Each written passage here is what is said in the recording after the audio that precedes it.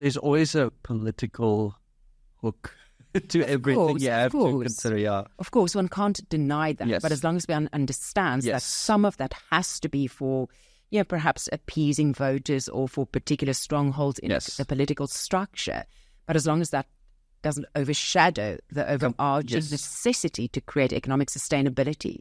Because if you don't do so, that at least in my opinion, in the longer term, actually recreate a social dependency. yes, And you actually kind of never quite fulfill the promise. And that is a disappointing outcome. And that misdirects, voters, which Yes. ultimately leads to mistrust and disappointment.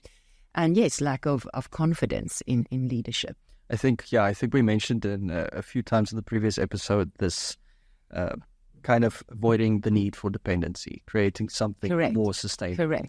Correct. I mean, that's sometimes tough, It is, right? yeah. Because one has this notion from an empathetic perspective or a sense of appreciation, just how difficult some people's real life situations could be.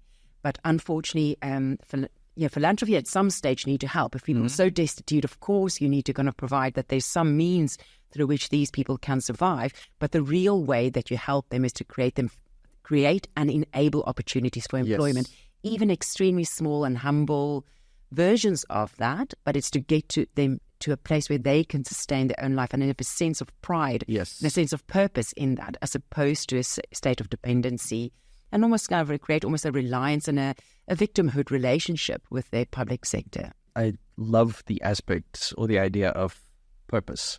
Absolutely. I plays think such people a need vital that. role, Absolutely. And reinstall a sense of self-respect, I think, and self-worth through that.